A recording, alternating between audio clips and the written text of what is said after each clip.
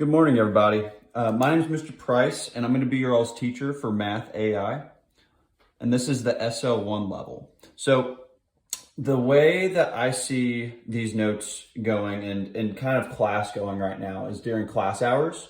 You all can work through the notes like we would typically take them in class, work on examples, ask me questions.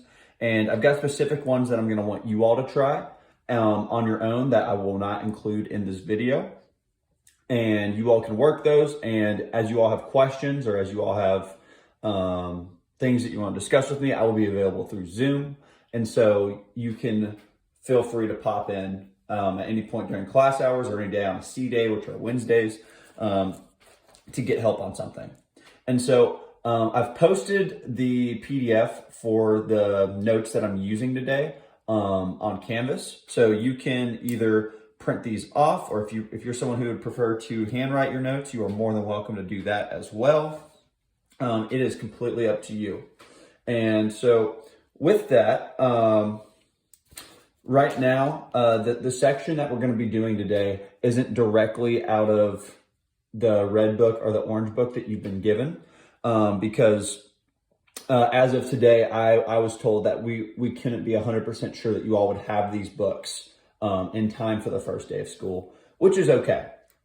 So these are some notes that I've thrown together, and they cover the same material as chapter 1 in the red book. So if you're like, Mr. Price, I don't have the red book yet, that is perfectly okay. We will get going.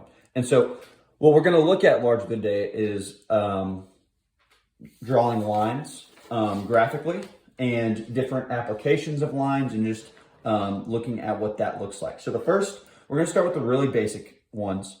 We got horizontal lines and we've got vertical lines. And so if you were going to look at these things on a graph, a horizontal line is just a line that passes through a y value. And it's defined as when you have a y value just equal to a number. So let's say this was y equals 2. It's going to pass through every single y value, or every single value that has a y value of 2, which is just a horizontal line. And the slope of this, which in math, we use m for slope. This is derived from the French word. It was a French man who discovered the concept of slope. It's from a word called montere. So anytime that we're talking about this variable m, it's referring to the slope of a line. And the slope, the rise over run for a horizontal line is 0. It has no rise at all. And then we have vertical lines, which are, if you have your axis here, they just pass through a singular x value. So like if this was x equals 3, this line is going to go through every single x value of 3. And so that's just when x equals a number. And we get that m, the slope here, the montere, is actually undefined. Because if you think about the rise over the run, there is no run on this line. It is solely rise. And so we've got, it is just undefined. And so to write equations for some of these, if it's vertical or horizontal, it's always going to be x equals or y equals. So for example, if we've got a horizontal line through 2, -3, horizontal lines are y equals. So that's just going to be y equals -3. Similarly, vertical line through -4, -5. Well, -4, we need a vertical line, so it's going to be the x value there. So we're going to say x equals -4. If we're going to graph the x-axis here, so this axis right here, it's a horizontal line going through x equals 0, or y equals 0, excuse me. So that the x-axis would be y equals 0. the y-axis would be x equals 0. Let's see, horizontal line with a y-intercept of 6. That's just going to be y equals 6. It's going to pass through the axis at 6. A vertical line with an x-intercept of -1. That's just going to be x equals -1. Now, a line passing through 2, 2, and 2, -2, we need to ask ourselves, what kind of line is it if they have the same x value here? If they have the same x value, it's going to be a vertical line because it has to pass through both of those x values, and you're welcome to graph those out. And in fact, I'll do that on the side here. Let's see, 2, 2 is up here, 2, -2. So if a line went through both of those, it would be vertical. So that would be x equals 2. And then we've got, okay, passing through 2, -2, and -2, -2. Those share that same y coordinate. So that is just going to be the equation of the line y equals -2, because it's going to pass through where they both have that common value. So then we're going to take this and evolve with it just a little bit. So we've got this problem here that says mining towns are situated at B, which is denoted by the coordinate 1, 6, and A, which is denoted by 5, 2. And we want to know, where should a railway siding S be located so ore trucks from whether A or B would travel equal distances to a place on the railway line. And what we're really trying to do here is we are trying to figure out where on this line right here should we go to make the distance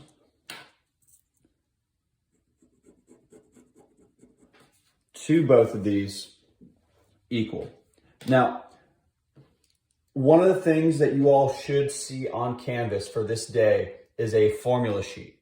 That formula sheet, you are going to be allowed, or a formula booklet rather, you're going to be allowed to use that for any test, any homework, any quiz. There's going to be a lot of formulas in this class, and so we've got to understand that you've got to understand how to use them. But I'm not going to expect you to memorize them. So one of the formulas on that sheet is actually the distance formula, which says that distance is equal to the square root of x1 minus x2 squared plus y1 minus y2 squared. And so we have to figure out where to put this so that the distance for this one and the distance for this one are both equal. So we're actually going to have to set up the distance formula twice. So I'm going to do the black one here first. So the x coordinate for this line right here is 11, but we don't know what the y coordinate is.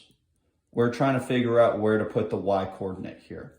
So we've got, okay, 11. So I'm going to make this my x1 and y1 just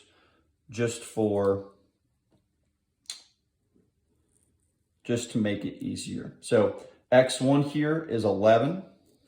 So we've got 11. Okay, x2 here is 1. So 11 minus 1 squared plus, now we don't know what y1 is, so we're just going to put the y value, y1, minus the second value here, which is 6 squared.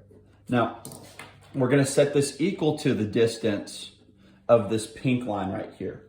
We're going to say, okay, well, that's going to be the square root of, we're still going to use the same x1 and y1. We're going to say 11 minus the x2 here, which is 5. And that's going to be squared. And then for the second one, we're going to say plus y1 minus 2 squared. And then we just got to start solving these equations here.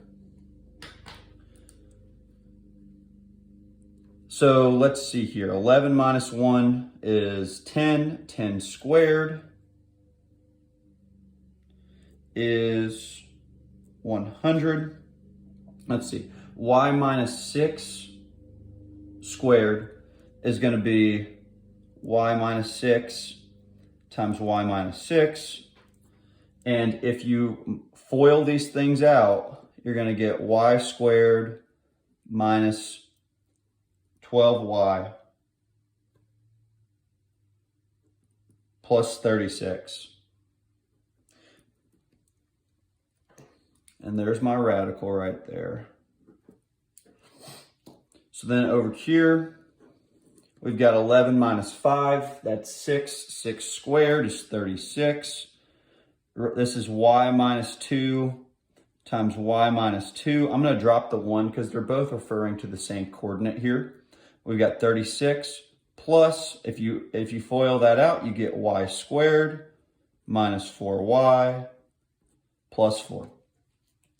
Now, here guys, you can actually go ahead, since both of these are underneath radicals and they're equal, we can drop the radicals. It's assumed what's underneath here is equal to what's underneath here. And so now what we're going to do is we've just got to solve this equation like we would regularly. We want to get all of our variables to one side. So I'm going to subtract these y squareds, and those are actually going to cancel out. And then I'm going to move this 12y over to get the y's onto one side.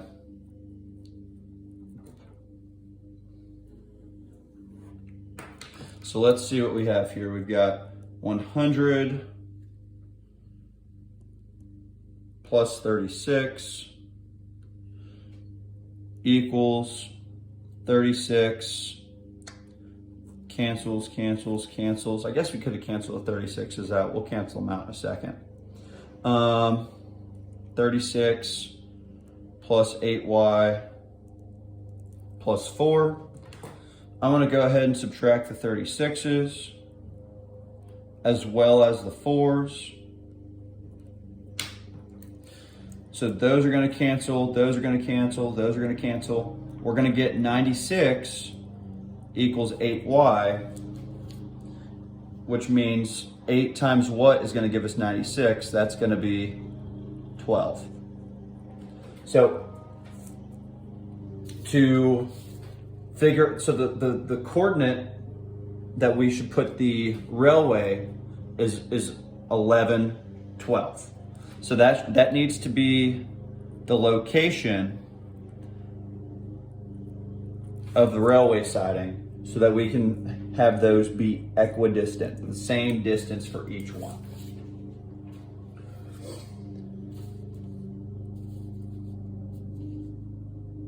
And so if you all will flip over or keep working on those notes, whichever way that you're doing it, we're going to talk about equations of lines that aren't just horizontal or vertical.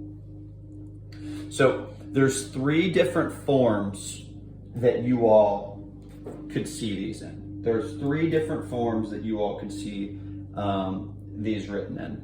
And the first form that you all could see these written in, which is called standard form, is ax plus by plus d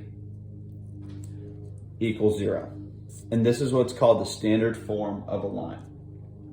The next one here, that's called gradient intercept form. When you all took Algebra 1 or geometry or maybe even Algebra 2, you probably heard it called slope intercept form. In IB, they prefer to call it gradient. Gradient and slope mean the exact same thing. And the equation for point or excuse me, for gradient intercept form is y equals mx plus c, where m is slope and c is your intercept, is your y intercept. And the last one we have is point gradient form, which is y minus y1 equals m times x minus x1. And that's just where x1 comma y1 is just a coordinate.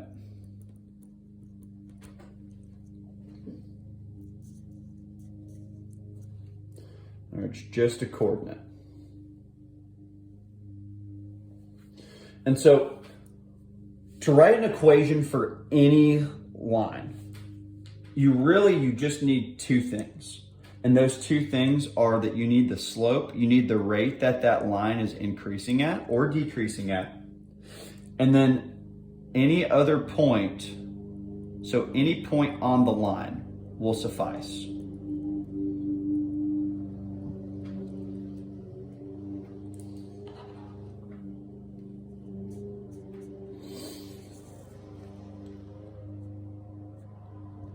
So what we're going to do is we're going to write two equations here for a line that goes through 2, -5 and a gradient of 4. And we're going to do two different ways here. So the first way is we're just going to straight up use gradient intercept form. So we're just going to say GI form. Now they give us the slope, they give us the gradient of 4. So let's see, gradient intercept form is that y equals mx plus c. And so they give us the gradient, they tell us that's 4. And then with this point here, they actually give us the x and the y. So the only thing that we've really got to figure out is what the c is, what the y-intercept is. So they say y is -5. They say x is 2. And then we've got plus c here. So we've got a pretty simple equation that we can solve here now to find the y-intercept. 4 times 2 gives us 8 plus c equals -5. If we subtract 8 from both sides, we get that -13 equals c. And then the actual equation here is that y equals 4x minus 13, because for gradient intercept form, you have to substitute in the gradient and the intercept. And then the second way that I'll show you all, we're going to use point gradient form up here, which just, you need a point and you need a gradient to write point gradient form, but we're going to write our final answer in GI form here. So point gradient is that y minus y1 equals the slope times x minus x1. And so if we substitute in what we know here, y, let's see, this is going to be minus a -5. So this is like our x1 and y1 here.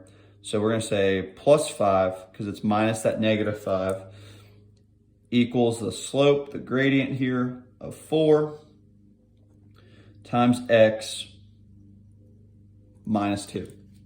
And if you're comparing between forms, we got a lot of the same stuff here. And to get this into gradient intercept form, we're going to simplify this expression. We want to get to y equals mx plus c. So we're going to distribute this 4 to get 4x minus 8 equals y plus 5. And then we're going to get y by itself, because in gradient intercept form over here, it's y isolated by itself. So then to do that, we're just going to say minus 5 on both sides to get y equals 4x minus 13. And the reason we did it both ways was to show you that it doesn't matter which way that you decide that you want to do it. you're going to get the same equation regardless. So what I want you all to do is I'm going to have you all do a couple of these students try, and those are going to be that's what's going to be like our assignment for today, is you all doing these students try and submitting those to me. So go ahead and knock this one out for me, and we'll go from there. So the next thing that we're going to look at is writing an equation in general form or standard form. So general and standard form mean the exact same thing, and that's referring to this equation right here. And so what I need you all to understand, when we're talking in standard form, A, B, and D, these numbers here have to be integers. They have to be whole numbers like 1 or 2 or 3, and they can be negative numbers as well, like -3, -4, -5. And the way that we denote that is we say element of Z. So what this says, this E right here just means element, and Z here actually means it's the math notation for integers. And we'll see that notation a little bit moving forward, but all that this means is that A, B, and D have to be integers. So the next example that we're going to look at is find in general form the equation of a line with this gradient of 2/3, this slope, and also goes through to 5. And if you've got a gradient and you've got a point, typically you want to start out in this point gradient form that we just talked about. So we're going to start out with y minus y1 equals m times x minus x1. And we've got our gradient here, which is m. And we've got this x1 and we've got this y1 right here. So I'm gonna go ahead and substitute in everything that we know. So we've got y minus 5 equals 2/3, and then x minus 2. So when we go to work with this here, we're going to distribute this 2/3 to both things. So we're trying to get this into standard form here. So that's going to give us 2/3 x. 2/3 times 2 is going to give us a -4/3. And that's going to be equal to y minus 5. Now, the thing is, 2/3 and 4/3 are not integers. They are fractions. They are rational numbers. So what we have to do is we have to get rid of these divide by 3s that are causing these to be fractions. And we're going to do that by multiplying both sides of this by 3.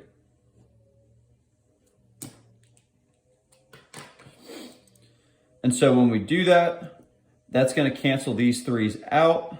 And then we're really just going to be multiplying this side by 3. So we've got 3y minus 15 equals 2x minus 4. And then we're going to bring this into general form, into standard form, by bringing everything over to one side, because it needs to be ax plus by plus d equals 0. So we're going to take all of this stuff and move it over. And then we will be in general form. So the end result of that, I'm going to write over here, we're actually not going to do the second way, is going to be negative 2x plus 3y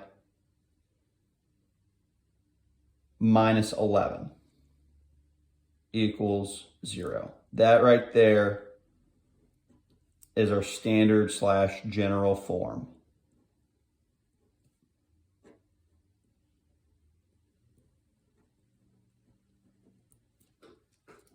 So what I'd like for you all to do this example right here with students try, I want for you all to knock that one out, and you all will submit that to me as a part of your homework. And now the next thing that we're going to look at is we're going to find the equation of a line that goes through these 2 points right here. And if you all remember, the two things that we need to write an equation of a line is that we need a point and we also need a slope / gradient. So luckily for us, if we have 2 points here, we can find this. We can find the gradient. We can find the slope here, and you might see this a couple of different ways. But the algebra way is to do y2 minus y1 over x2 minus x1. You may also hear that as rise over run. If you have a graph, it's easier to just look at it. You may also see it denoted the change in y, delta y over delta x. All of those mean the exact same thing. So if we're going to label these, we got x1, y1, x2, and y2. Well, we're going to do -1 here, minus y1, so minus a -3 is going to give us a +3, divided by x2, which is -4, minus a -1, which is going to give us a +1, and that's going to give us our slope here, our gradient of -2/3, which if we've got a gradient and we've got a point, you can go ahead and write your equation in gradient in point gradient form. So as a reminder, that's y minus y1 equals m times x minus x1. And because this didn't specify a form for us, you all can also pick any point that you want here. You could use A or you could use B. I'm just going to use A. So we've got y plus 3 equals our m here, our gradient is -2/3. And we've got x plus that -1, or x minus that -1, which is going to turn it positive. And because it didn't ask us for a specific form, we can just leave it in point gradient form.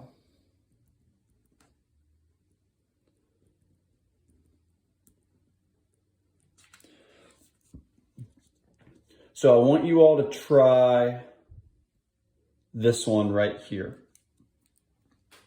at some point as your homework assignment.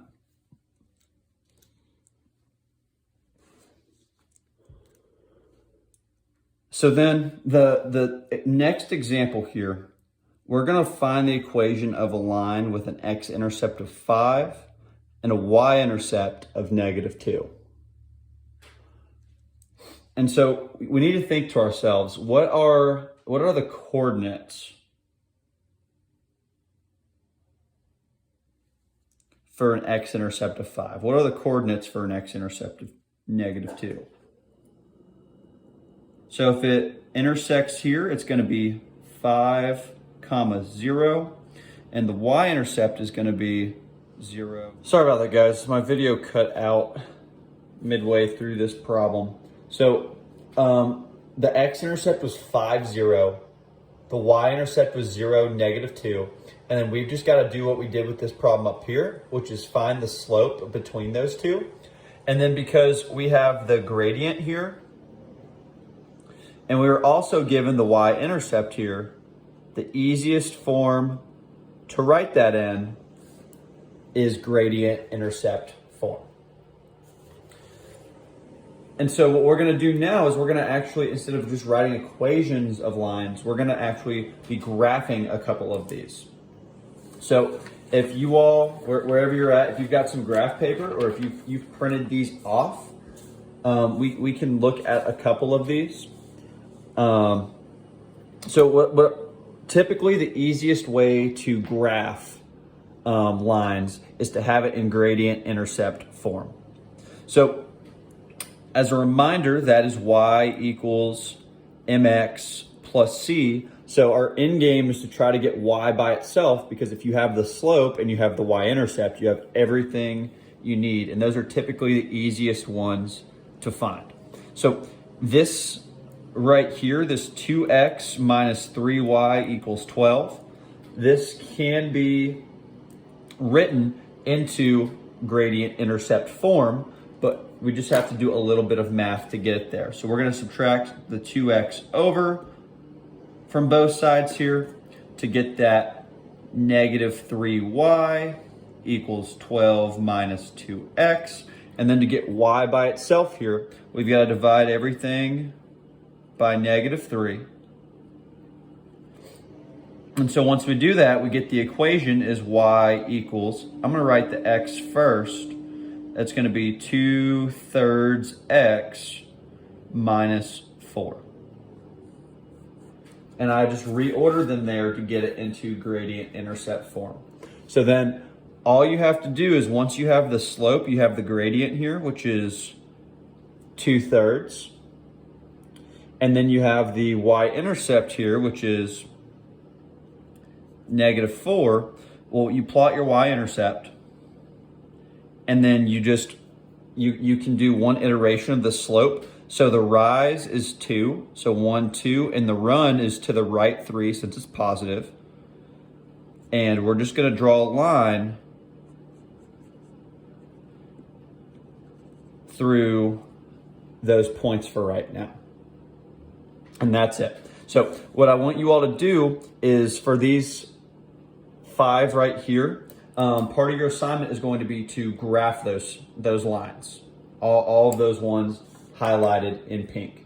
And to finish up for today, we're going to flip over and we're going to jot down a couple of things and go from there. So we're not going to do systems of equations today, but we are going to look, we are going to take a couple notes on the different types of solutions and the different ways to solve them.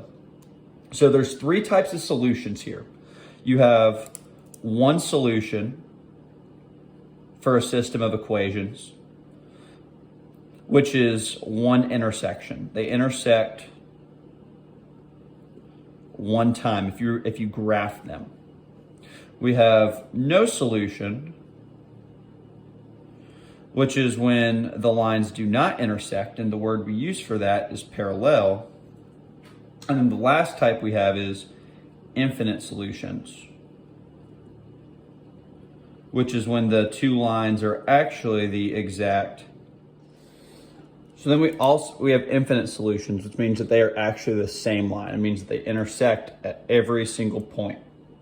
So then we have ways to solve systems. And again, we're just going to take a couple of notes on this. We're not going to get super into it today. We can use elimination. We can use graphing. We can use substitution. We can use a matrix. And then also there's a calculator program called Polysmall 2 that we'll look at later. And those are from Algebra 2, and those should seem a little bit familiar. And so what I'm going to have you all do is we're going to look at 2 more things, and then we'll be done. So we've got a triangle here with these coordinates right here. And so I'm going to go ahead and graph these coordinates real quick on the back side here. So those coordinates are 3, 5, and that is A right there. We have the coordinate 7, 1, which is B, which is going to be right here. And then we've also got the coordinate 1, negative 1, which is C. So we've got this triangle right here. And so what I want for you all to do is we're going to find the midpoints for each of these segments right here. Now, The way that you find a midpoint is you just ask yourself what point would be in the middle. There is a formula for it. I don't like to use the formula. So like, for example, AB, when you're finding the midpoint for that, you ask yourself what number is in the middle of 3 and 7? And that is 5. And then you ask yourself what number is in the middle of 5 and 1? And that's 3. And the way that you figure that out is you add those two numbers together and you divide them by 2. So P is the midpoint of AB. So then I want you all to figure out the midpoints of Q and R here. And then I want you to graph those midpoints on the backside. So then what we're also going to have you do is, once you graph those midpoints, we're gonna find the equation of the perpendicular, which again, perpendicular means that they intersect at a 90-degree angle, and bisector means cut in half. So that means it's going to go through your midpoint. And so to find the equation of a perpendicular bisector here, we've got to, first off, find the slope of the line AB. So we're gonna take the slope of the coordinates here of A and B, or the gradient of it. So I'm just gonna make this x1 and this y1. I'm gonna make this x2 and y2. And so if we find that slope there, we're gonna get 1 minus 5 over 7 minus 3, which is going to give us negative 4 over 4, which means that M is negative 1. Now, this is the slope of AB. Perpendicular slopes are opposite reciprocals of each other. So you need to flip your fraction and change the sign. That's just a property of mathematics. So it's opposite reciprocal. So the gradient of the perpendicular one, if you flip 1, it's still 1. And if you do the opposite sign of negative 1, it's going to be a positive 1. So our slope is here, and then you can pick point A or point B to use.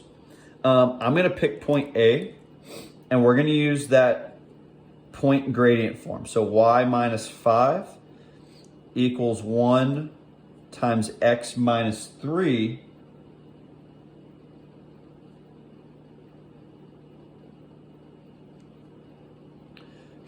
and we're going to simplify this because we're going to have to end up graphing these. So getting it into point gradient form is going to be our easiest thing.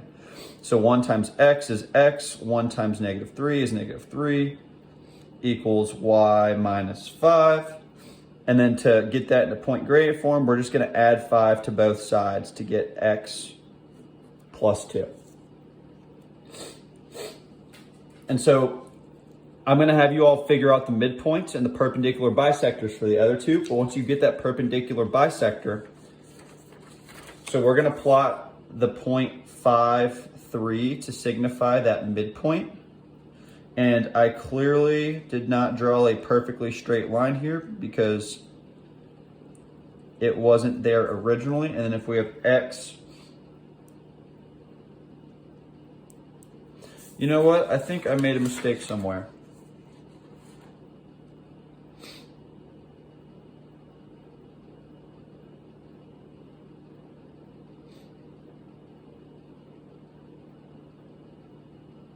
I did make a mistake. I'm going to give you all an extra credit point for this. I used the coordinate 3, 5. I should have used the coordinate 5, 3. And so let me rewrite that equation real quick. I apologize about that, you all. I will give you all an extra point on this homework for that. We need to use this coordinate right here because if it's the perpendicular bisector, it's got to go through the midpoint. So it's going to be y minus 3 equals 1 times x minus 5, which is basically just switching those constants. We're going to get x minus 5 equals y minus 3, and we're going to get y equals x minus 2. This is the equation. here, y equals x minus 2. So I'm going to plot this line. So it goes through -2, and it has a slope of 1, so it's up 1 over 1, up 1 over 1, up 1 over 1, up 1 over 1. And it's just going to continue to go through there. And you can see here that it is the perpendicular bisector because it bisects this. From here to here is two diagonal squares. From here to here is 2 diagonal squares. And it's perpendicular. It creates a right angle. So what I want you all to do to finish up for today is find the midpoints of these, find the perpendicular bisectors of these, and then I want you to graph those 3 lines, and then I want you all to tell me what happens. So that's going to be your all's homework assignment for today, is to go in and do all of those things that we highlighted in pink, as far as to go with graphing lines. So looking, I think that's going to be, we've got the problem on the very front, 2, 3, 4, 5, 6, 7, 8, 9, 10, 11, 12, and then answer those 2 questions. So if you all have any questions at all, you are welcome to come into Zoom, ask me a question, feel free. During class time or during Connect Day, you all are welcome to text me during school hours about a question, and we will go from there. But thank you all, and I will see you soon.